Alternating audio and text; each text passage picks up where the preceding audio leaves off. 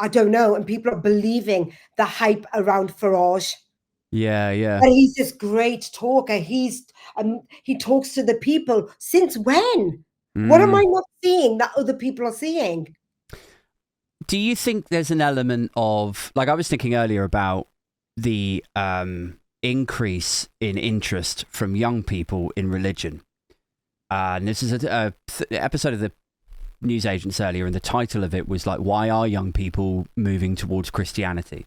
And I was thinking about like deprived areas of big cities. You tend to find more churches because there's an element of desperation there, and community and safety in numbers.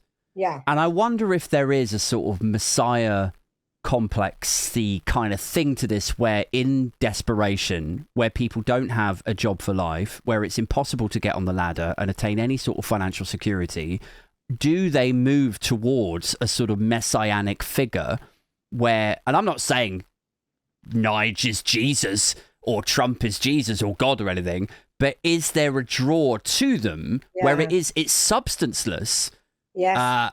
They don't have the answers. They don't have the. It is basically like the Lord works in mysterious ways. Trump will sort it out. Trump will fix it. Yes. He's got a plan. Like, it's not dissimilar to religion, is it? I think it's born from desperation. And then that brings me to then I do pity that, because if you look at it, the working class have been let down. We have to listen to them.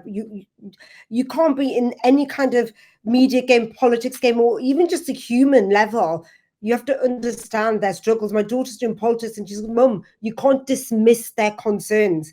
So I've come from a working class immigrant background, and we struggled, really struggled. We've all had struggle. So if the working class, there's no way out for them, then you almost have to, I pity that.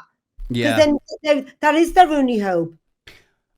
But there is also another hope there, although it's much more bloody, which is that eventually they rise up and there is a revolution on the people who are actually taking all of the money.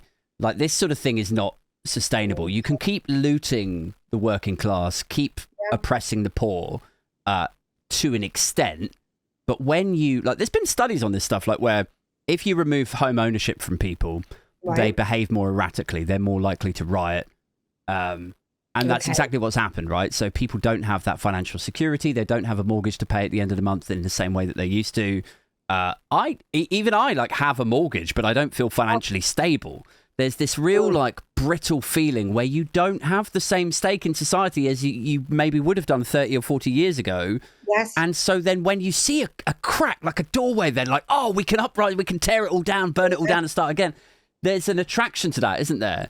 And I almost hope that it does all collapse and we rebuild it before it gets really bloody. I feel like that, because like you just said before, we've got we've got rent, we've got this, but we don't have that extra spare bit of cash in our pockets at the end of the month that we used to, say, I don't know, 15, 20 years ago. We just don't. No, It's hard. It's hard for... having said that, then I feel like a wanker saying that as well, because we're still doing a hell of a lot better and people are struggling. But this brings me back around to what is this Farage appeal that's being manufactured? It's manufactured because he doesn't have it. There's no, he's this great speaker, he speaks for the working class. I can see that. So what is this manufactured? Why is he being shoved down our throats? So I think maybe 50% of it is like the Messiah stuff, the desperation.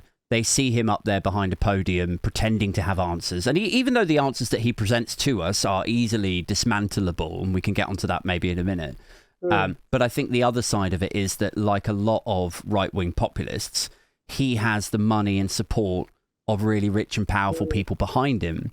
So it's almost like sell them the hope, the populism and the base level racism, sell them that, get them to vote you in. And then once you're in, Nige, then you got to do us some favors. Then you water down, like leave the ECHR so we don't have to stick to the employment rights stuff. We can make people work through the weekend.